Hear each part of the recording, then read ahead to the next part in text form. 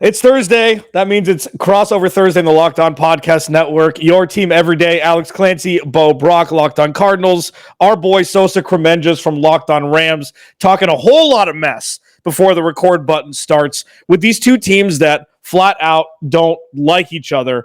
We're going to do what we do every Thursday. We'll do a how did we get here through 13 weeks. And then Sosa is going to ask us everything he needs to know about the Cardinals. And we're going to do vice versa in the third segment, Bo and myself.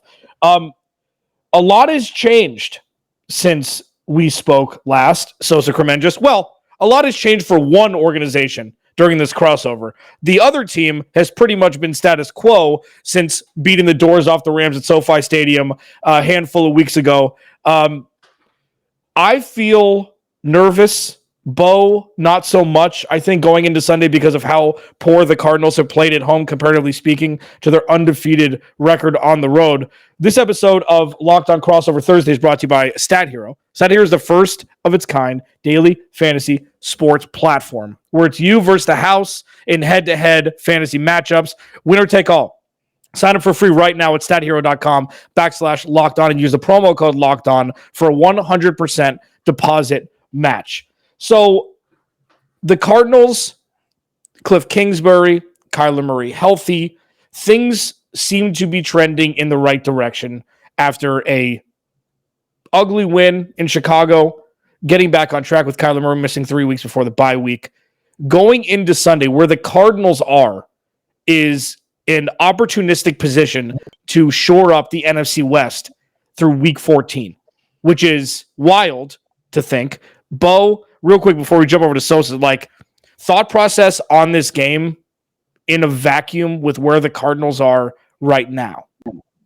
Yeah, you can control your own destiny. That's the whole thing. You don't have to worry about you would take a 3-game lead with 4 to go. That'd be pretty tough task for the Rams to overcome down the stretch of the season. But it's the ability to control your own destiny and also take care of business, begin to take care of business like you have been on the road at home. Because what's the point of gaining home field advantage if you don't exactly take care of that advantage in the postseason? So a couple different things at play here for the Arizona Cardinals as they kind of posture themselves for the 2021-2022 postseason. Yeah, it's interesting because we didn't really, and all joking aside, and Sosa, I'm going to get to you right this second. The Cardinals had the longest odds to win the NFC West. It's weird. The worst of first thing we saw with the 49ers a couple of years ago, and their one-hit wonder year was Kyle Shanahan that's allowed him to keep his job. The Rams have been, with the Seahawks, the more of the prohibitive favorite to win the NFC West year in and year out. They're still over 500. They've kind of dipped back. Losing Robert Woods for the year has been a huge hit. Cooper Kupp is still doing record-breaking things week in and week out. Through 13 weeks of football, where are you at, and what's changed since the Cardinals beat them at SoFi Stadium a handful of weeks ago? Yeah, so like you mentioned, the Rams, they're kind of like a Jekyll and Hyde situation right now. It feels like going into every week, you don't even know what to expect anymore. I think there's a lot more question marks than there are answers with this team. A few weeks ago, we're talking about, are the Rams the favorite to win the Super Bowl? Are they Super Bowl contenders? They go out and add Odell Beckham, a lot of flash. They go out and trade for Von Miller. Clearly a team that's seemingly all in. We know that. There's no questions about that. But then you go into, the last few weeks, 3 out of the last 4 really ugly performances. The Rams lose games to the San Francisco 49ers, the Tennessee Titans, the Green Bay Packers, 2 of which, those teams are probably going to be in play for a Super Bowl at the end of the year.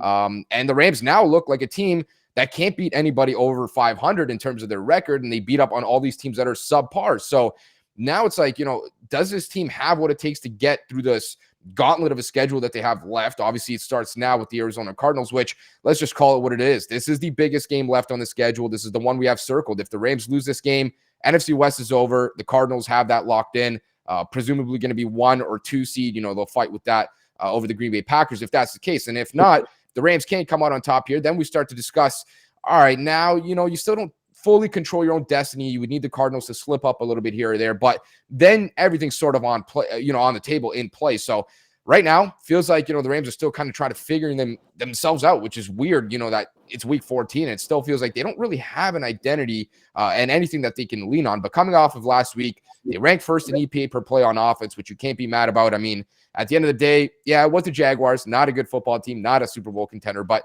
they got back on track. They finally got a win, and it feels good to kind of go back into that situation. But I'm going to hand it off to you guys.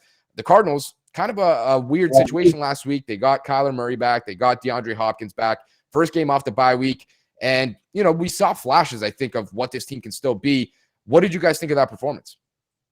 I thought the performance out of the gates, the defense has done what it's done all season long and set up the offense for success. I mean, in the first 2 drives, the offense was playing on a short field, and they were able to cash in with Kyler Murray back in the lineup, get them DeAndre Hopkins acclimated quickly. And then you've got a guy in, you've got the first real drive where you have to go length of the field on your third drive. And they were successful in doing that. So 3 for 3, cashing in on touchdowns with Kyler Murray and DeAndre Hopkins back in the fold. So they didn't miss a beat, and that was important. And then, once the weather kind of got a little bit nastier, this team kind of looked a little bit rustier in the second half, but it might be because they were sitting on a lead and just trying to get out of there unscathed.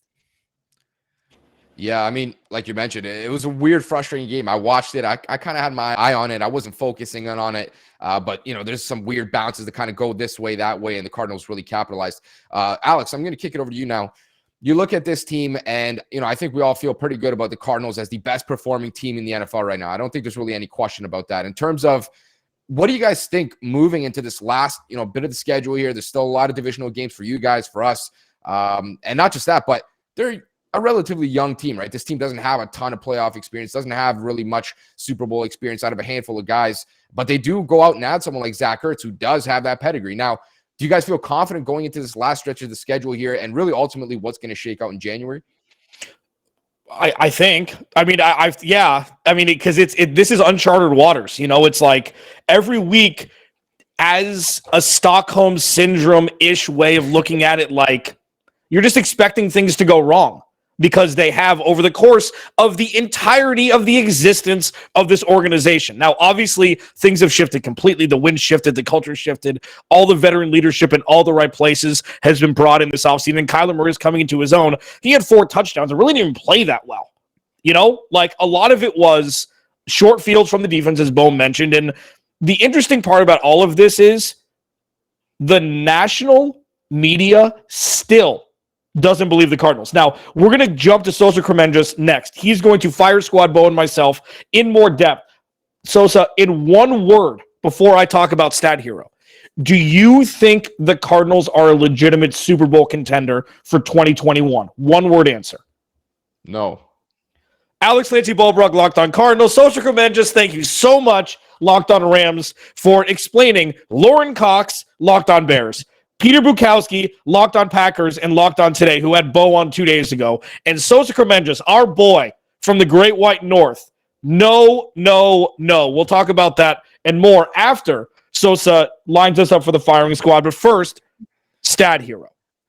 I mentioned it at the top of the show. I'll mention it now. Stat Hero is revolutionizing the fantasy sports game. Okay? No one plays daily fantasy to lose. Winning feels so much better, obviously, but traditional fantasy sports are a long-term losing proposition. Ask Bo about his fantasy football record because you never know who or what you're up against. Stat Hero is the first of its kind daily fantasy sports platform where it's you versus the house, head-to-head fantasy matchup, winner take all.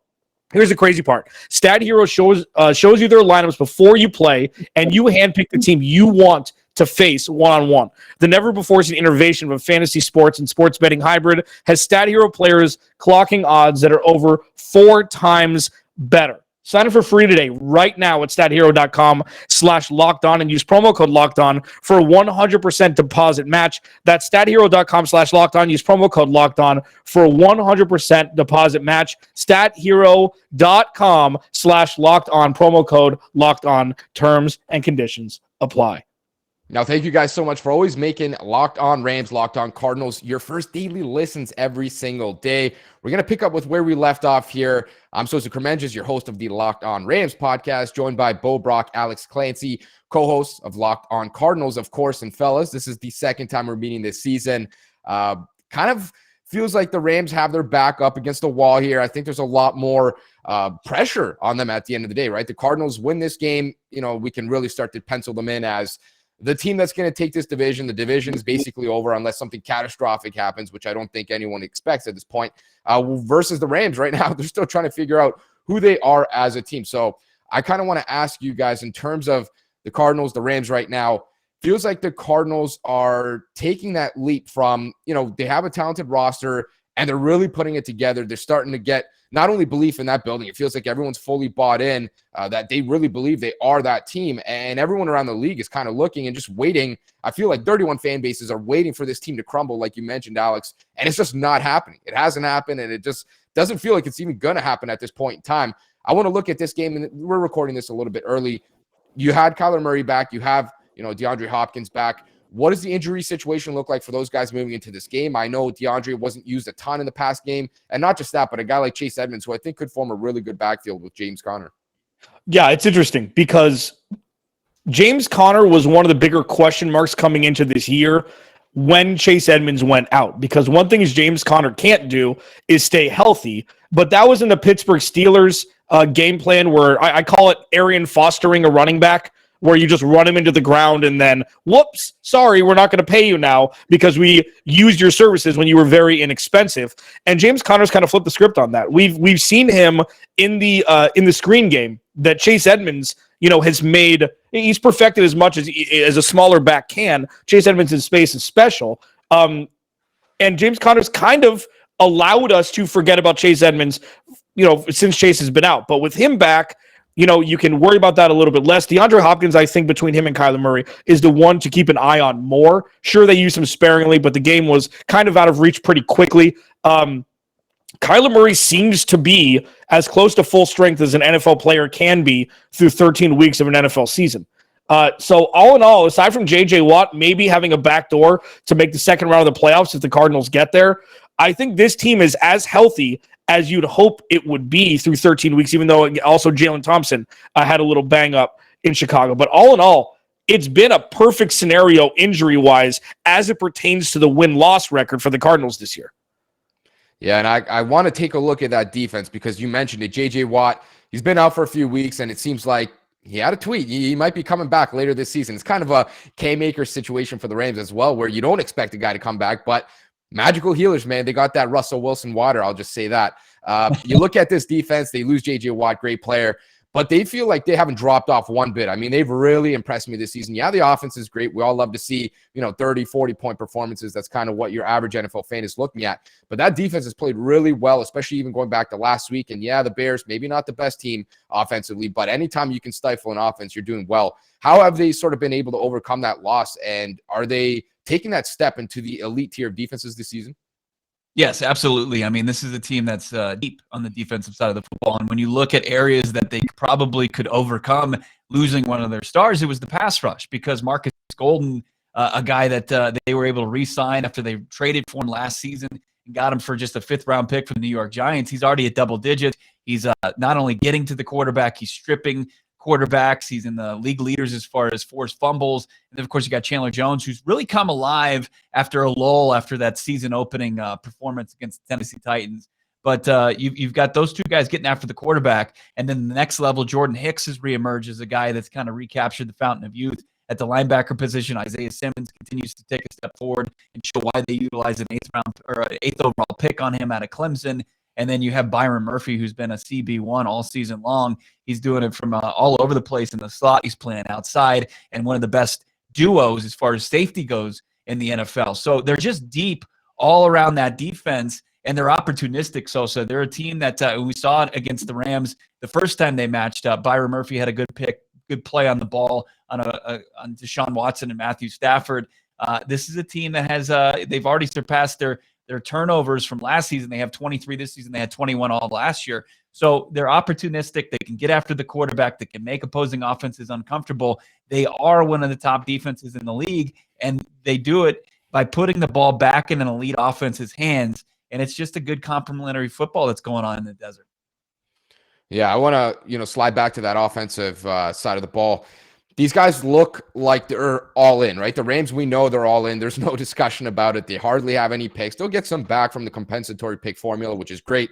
But they go out and trade for Von Miller. They go out and add Odell. We know they're all in. Now you look at the Arizona Cardinals, and it kind of felt like maybe a similar situation, right? They trade for Zach Ertz at the trade deadline. I kind of wanted to ask you, Alex, you look at some of the moves they've made with, a guy like Zach Ertz. Does this team feel like they're all in? Is the expectation not just, I think back to even earlier Rams, 2017, Sean McVay walks into the door. They start to, flip the script real quick from the season before. They win 4 games. They're the worst team, arguably in the NFL, just god awful under Jeff Fisher. But then they start to really look like a playoff team. They're going to make the playoffs. They do. But no one really buys into them as that Super Bowl contender. You asked me even before the first break there, is this a Super Bowl contender? Does it feel like everyone's fully bought in to try and make that run? Or is it just kind of a, we're having a good season. We're going to make the playoffs here. The expectation isn't really grand, but at the same time, maybe next year we might gear up for a real run. I think that it can be both. I think this roster can be evergreen. And the reason why I say that is, sure, there's some pieces that are a little bit older, but unlike, and this is not to throw shade or anything on any team in the division, the Cardinals didn't trade 2 first-round picks for Zach Ertz. They didn't trade a first-round pick for Rodney Hudson. They've still got their first 3-round picks next year. So when you bring guys in that are veteran, that are set to be ancillary pieces and not have pressure on them to perform, it's a lot different. Like J.J. Watt not being on the field right now, he's still worth at $20 million a year because the shift that's happened since J.J. Watt has been here is something the Cardinals haven't experienced maybe ever. Sure. I mean, around the mid-2000s, then the Bruce Arians era, it's different. This is a grown-up football team. And with Zach Ertz, as you mentioned, late round pick. Marcus Golden, late round pick. Kelvin Beachum on the right side, no money. DJ Humphries, very team friendly. AJ Green, 1 year, $6 million. James Conner, 1 year, 1.75. Like every single person that they've brought in, they could definitely bring back for a 1 or 2 year teamer friendly deal, just ahead of Kyler Murray getting his big money deal that usually craters any sort of Super Bowl chance that any team ever has once the quarterback gets paid. But yeah, I don't think this is the 1 year thing. I think that we've seen enough. And Bo and I talked about this yesterday. I think we've seen enough to where let's run it back. Like, what else do you need to see? And I think that that's the separation between going all in, which I hate that, like doing that for a 1 year San Francisco 49ers thing, and then having some sort of regularity being at the top of the standings. I think the latter is much more possible than the former. Yeah, Bo, I got one final question. I'm still trying to figure it out. I don't even know if the Cardinals are trying to figure it out still too, but this offense, it feels like they got a lot of different weapons. You got guys that are a little bit more physical, a little bit bigger, like AJ Green, or guys that are, diminutive in size, but you can't tackle them with 3 players and a guy like Rondale Moore. What's kind of the pecking order here outside of course, DeAndre Hopkins? We all know he's the guy, but what's kind of the pecking order here? What is expected moving forward? Is there anyone else that's kind of stepped up in that role as, maybe the wide receiver 2 or weapon 2, we'll say? Yeah, absolutely. I mean, and they had to step up in the absence of Nuke, who was out with 3 games with a hamstring injury. And you saw Christian Kirk, who's in a contract season, even though he had a quiet game against the Bears. He's been a guy that's emerged, and they even used him in some gadget plays, and he was all over the offense. Rondale Moore is a guy that's kind of taken a step back in the last couple of weeks, kind of going more east-west instead of north-south, and you'd like to see him maybe start to go down the field a little bit when he gets the ball in his hands. He's kind of maybe your 4th option. AJ Green just plays the role of setting up those other guys. He's been quiet, but he's been setting up guys like Christian Kirk and Rondale Moore to kind of be all over the offense, where he plays the outside receiver. DeAndre Hopkins obviously is an outside receiver. James Conner has been a guy that's become a vocal point in this offense, and he's been a game changer as far as and how lethal they've become in the red zone, because he can be that money goal line back. You don't have to think twice. You just hand the ball off to him, and then you plunge into the end zone, and you've got 6 points. So I think that the Arizona Cardinals, as far as their pecking order, it goes, Kyler Murray, DeAndre Hopkins, James Conner, and then you've got those wide receivers, probably Christian Kirk, AJ Green, Rondale Moore. And hey, let's not forget about Zach Ertz. Last time these 2 teams played, Sosa, I think Zach Ertz has an opportunity to have a big game Monday Night Football, because Max Williams, who was in that role, had a big touchdown in the contest early. That if they don't account for Zach Ertz, he can slip out and kind of become a forgotten man, which would be great for the Arizona Cardinals, because he's still a playmaker even though it's been a couple years removed from a couple big seasons for Ertz. Yeah, I think the one area that Kyler Murray's a smart quarterback. I'm pretty sure he's going to figure it out, that you want to attack this Rams defense is in that middle, right? You want to go at the linebackers. Troy Reader just not up to par in coverage. And in just a second here, we're going to discuss that a little bit more. Alex mentioned, JJ Watt kind of joining this team and having that allure behind the move, right? It kind of feels like that veteran leader that's taking them into the next step. Feels exactly like Andrew Whitworth did with the Rams in 2017 before they go on to a nice Super Bowl run in 2018. Now, speaking about the Super Bowl 56, less than 100 days away and On Location, the official hospitality partner of the NFL. It's the only place where you can score a once-in-a-lifetime Super Bowl ticket and experience package. You can select exactly where you want to sit and choose from elite experiences featuring an exclusive pregame celebration with NFL legends. Listen, I heard there might be a Rams legend there. Not going to confirm, not going to guarantee it, but that might be a little bit of an incentive for you California listeners, featuring everything you want. I mean, NFL legends, 5-star LA hotels, and food by the great Wolfgang Puck. Visit onlocationexp.com/SB56 for more information or search Super Bowl On Location. That's onlocationexp.com/SB56 or search Super Bowl On Location. Like this game needed any more excitement, you can get that much more action. BetOnline.ag. So pumped to tell you about it. 1.5 points. We've seen the spread shrink a little bit. Who do you like? The Cardinals? You like the Rams? Cardinals home favorites. BetOnline has you covered all season. More props, odds, and lines than ever before as the football season marches towards the postseason.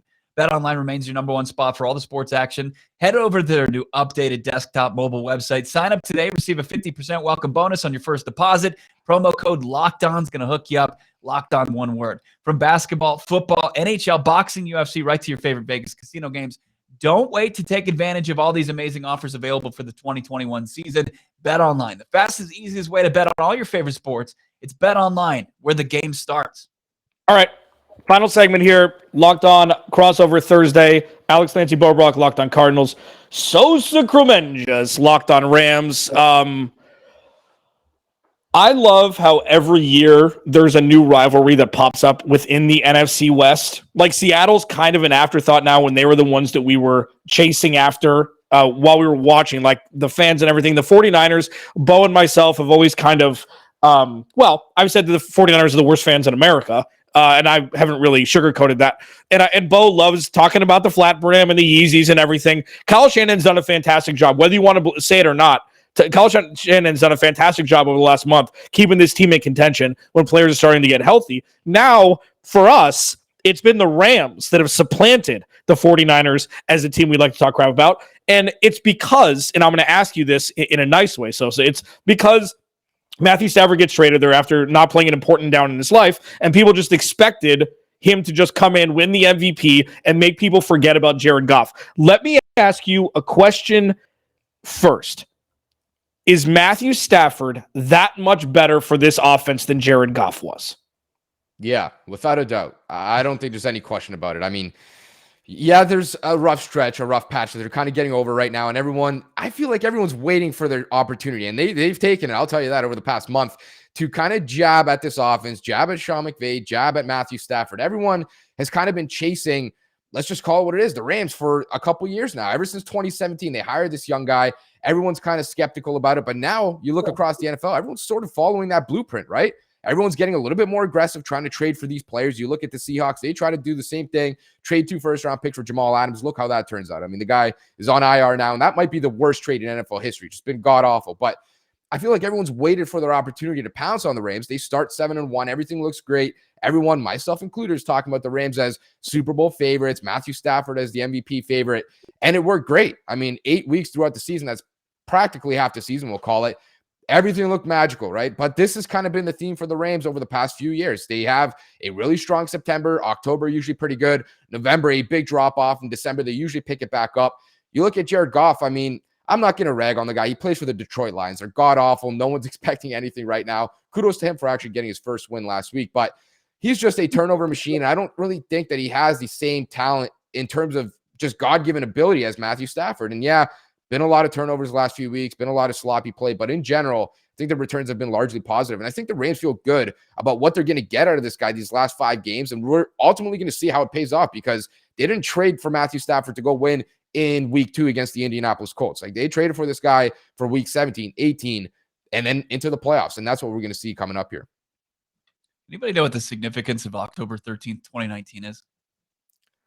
I don't. It's the last time Odell Beckham had 100 yards receiving in a football game. Is he playing Monday night? First, I mean, there's a couple key injuries to kind of follow along with this week as they get an extra day. Darrell Henderson and Odell Beckham Jr. Does it look like all signs are go for those guys to play? Yeah, so Odell, I think, should be good to play. He's kind of been battling a hip pointer injury. Didn't really practice much last week and ends up playing in the game. I think he caught 2 or 3 passes for maybe 25, 30 yards, something like that. Caught his second touchdown, actually, with the team. It was a nice jump ball and kind of rebound, we'll call it, on a fade route, which was nice to see. And the celebration afterward nearly gave every Rams fan a heart attack. I mean, the guy drops to the floor, starts holding the hip. We're all kind of like, oh, my goodness, did he re-injure the hip? No, it's a war zone celebration, so guy likes to kind of get after. We all know it. So he seems like he's going to play. He seems like he's going to be good to go. I don't know that I'm ready to promise you 100 yards just yet. Kind of doesn't really feel like they have that chemistry locked in. You still see a lot of inaccurate passes from Stafford trying to get him. It just feels like they're kind of a step off right now. In terms of Darrell Henderson, he was active last week. He was ready to go as the emergency back, as they call it, which don't really understand that one. Either you're good enough to play or you're not. So it seems like he should be able to go as well. But I think the Rams might be, kind of turning into the Sony Michel show here. My guess, is they're not really going to delve into that game plan just yet, but I think he's the better running back right now. So it'd make more sense for them to kind of lean that direction, which lightens Henderson's load even more so if this guy might just play a change of pace back kind of role this week. Let me go bigger picture here. Sosa Kremenjas, Locked On Rams. Alex Clancy, Bo Brock, Locked On Cardinals. 43-21 for Jared Goff from 2017 through 2020. Playoffs every year. I'm going to compare this to Jimmy G and Kyle Shanahan. They anointed Kyle Shanahan the greatest next thing, and Jimmy Garoppolo is the one that's the scapegoat for it not working. It's the same thing for Jared Goff, isn't it? Like, say they lose in the first round of the playoffs this year. When are you going to start looking at Sean McVay as potentially, like, you know what? Maybe he doesn't have all the answers. Maybe not. Is it possible? Because at this point, nobody said that, and I'm not saying anybody should. But when do those questions start to come in and say, you know what? Maybe this less Snead style, let's trade away the future to try and win now doesn't work. Yeah, I'm starting to think you might be related to Jared Goff right now. I don't know for sure, but it kind of feels like that way. He's like the one Jared Goff truther that's out there. I'm just saying, Matthew Stafford hasn't played in any important games in his career, and people are saying that he's going to be better than Jared Goff. Jared Goff has been in LA with a new young buck head coach, and all he does is win over 10 games a season. Yeah, you and Kristen Harper, you guys might be the last Jared Goff truthers left, but the way I look at it is like this. I think you're kind of stuck back in 2018, right? Jared Goff, great quarterback. Like, the dude was good. The Rams had no intention of letting go of this guy. That's why they paid him a lot of money. But 2019, 2020, very different stories. That's why they got rid of this guy. There's a lot of regression. Now, in terms of the Sean McVay question, I think, you ask, when is this going to kind of pop up? Well, if you're in Rams circles, it popped up 3 weeks ago. You look at that Tennessee game, people started to get a little bit uneasy because for whatever reason under Sean McVay, when the Rams lose games, they don't lose, 34, 31, last second field goal from 62 yards out. No, they look bad. They look really bad more often than not. It'll be an offensive implosion, 4 interceptions, just you look completely clueless, really. So I think those questions started a few weeks ago. Tennessee was kind of the seed that was planted. You go to San Fran, they've been just beating up on the Rams. I think that's 5 straight. You kind of start to water that plant a little bit. Then you go to Green Bay, lose that 3rd game against a team that everyone really wanted, that bounce back game against a really good contender like that. And the plant is fully sprouted at this point. I mean, everyone's calling for Sean McVay's head, fire Sean McVay. He shouldn't be calling offensive plays. This guy's a boy genius, blah, blah. We get the whole decision there. In terms of what's going to happen, I mean, we'll figure it out the rest of the schedule. Is this guy going to get them back on track? Like I mentioned earlier, November's always been a bad month for him. I don't know why. Starts to feel like he just kind of gets a little bit repetitive with that offense and the personnel packages to the point where defenses can really start to prepare better for it. And then you go into last week, he's running 6 offensive linemen out there. He's running, 12 personnel, 13 personnel, goal line at the 50-yard line. Like, they just completely 180'd. If you want a description in terms of how much, they ran 6+ offensive linemen, one play from weeks 1 through 12, one time. Last week, they did it 16 times. Like, kind of always does this. He gets really stale with what he does, then overcorrects very heavily. And then we start to kind of see a mix and match in December. So I think we're kind of headed to that direction. And that's when he starts to become a little bit more unpredictable and the results start to become better. So we'll see how it goes here. Yeah, I mean, we could talk about the offense all day. I mean, obviously Sean McVay, that's his background, but the defense has taken a step backwards from last year. Obviously, it was the top defense in the league in 2020, and now it's pretty middle of the road despite all the star power they have. They still have AD, they have Aaron Donald, they have Von Miller, Jalen Ramsey on the outside playing at a very high level as always. And then you've got a couple guys that exited in the offseason. You've got the defensive coordinator and Raheem Morris now over there. What's going to be the game plan to stop Kyler Murray in this Cardinals high-powered offense? Because Kyler Murray had a pretty solid game in L.A., 2 passing touchdowns. He had a couple key runs to extend some drives. I'm thinking about the one where he went 3rd and 16. He went 20 miles per hour on the outside. It's like, how do you slow that down? What's the game plan in your opinion, Sosa, to be successful come Monday night? Yeah, I was actually mentioning that play the other day on the podcast as well. That was kind of the backbreaker, it felt like, for the Rams, where they felt like they had him where they wanted him. Just couldn't do it. I mean, the guy's special. Let's call it what it is. I don't know how you slow him down, which is going to be really, option A. Like, how do we stop this guy? Kyler Murray just plays that backyard football, brain of football. It just feels like you can't stop. So I think first and foremost, you got to stuff the run. The Rams run more light boxes than any other defense in football, and yet they've been, a top 5 run defense. I think that's really speaks to the depth they have up front and just how stout those guys are. You talk about the Rams adding Von Miller now, another tremendous run defender, very good pass rusher as well. And they've kind of changed, some of that personnel. They don't have David Long out there, who, by the way, was beat by, very old AJ Green. Let's just call it what it is, for a 40-yard touchdown. He's no longer playing for this team. They have Dante Dion out there, who I think has been a lot more solid in his coverage. Not tremendous, but probably a little bit less of a weak link. And then in terms of the middle linebackers, Kenny Young no longer there. The Rams now starting Ernest Jones, a rookie who's looked very explosive as well. I think they're going to have a better game plan here. You got to stop the run first and foremost. James Conner, really good after contact. This guy just grinds it out play after play. I think, trying to keep them behind the chains is going to be the first goal, 2nd and long, 3rd and long type of situations. A lot easier said than done. But when you get into those situations, it's going to be paramount to really try to get off the field, which the Rams struggled to do in the first game. And really for the most part of this season, I mean, they've been really good at getting teams in a 3rd and 7, 3rd and 9, 3rd and 11. And then that backbreaker comes where they just give up a reception. Think you got to play really tight man coverage and zone coverage. You let your corners get physical. Let them stick on receivers' hip pockets and give them safety help. You're going to play a lot of too high. I think a lot of, cover 4, cover 6 type of coverages. You don't want to let Kyler Murray kill you there. Would rather, force an underneath pass and try to run after the catch type of situation. But it's a lot easier said than done. And that's why I'm on this couch here and not, on the sidelines. Alex has his mic muted. I follow him at QBS MVP, Sosa Kremenjas. Follow Bo at Bob Brack. Follow me at Clancy's Corner. I'm going to ask you one question before we get out of here, Sosa Kremenjas. You answered no emphatically if you take the Arizona Cardinals seriously as Super Bowl contenders. If the Cardinals beat the Rams like they did in SoFi Stadium earlier in the season on Monday night, will your answer change? I think so. And yeah, because you're an Eagle, because it's the Rams. It's got to be a Super Bowl contending team if they beat the Rams twice in a year. No, I don't think the Rams are the barometer, and that's not the reason why I think that, if they knock off an 8-4 team, suddenly they are. But I think it'll just kind of signal that this team's ready for that next step. They'll have the NFC West kind of locked in week 14, which is real early, of course. Don't have that much left to play for, really just 1st or 2nd seed, I guess, maybe even 3rd seed if the Bucs can do something. But I think, if they can take care of business this week, knock off the Rams, it'll feel like that kind of turning of the page or, turning of the tide there where they're kind of the big dog in the NFC West. And they probably are right now anyways, but it'll really feel like, we're cemented here week 14. There's really nothing left to play for the Rams, unfortunately, other than try not to be the 6th or 7th seed, which would be quite a disappointing, outcome for a team that seems like they're all in. Can DeAndre Hopkins please get the star treatment at home this time around? Because Jalen Ramsey got it last time. He was getting away with murder. He's handsy. He's handsy. He is handsy. They don't see nothing, all right? They don't call it. We don't see it. Alex Clancy, Bo Brock, Locked On Cardinals. Sosa Kremenjas, Locked On Rams, our favorite, man. Thanks for making Locked On Rams and Locked On Cardinals your respective first listens. Now make Locked On Bets your second listen, your daily one-stop shop for all your gambling needs. Locked On Bets, hosted by your boy Q with expert analysis and insight from Lee Sterling. It's free and available on all platforms. We'll talk to you on our respective podcast tomorrow.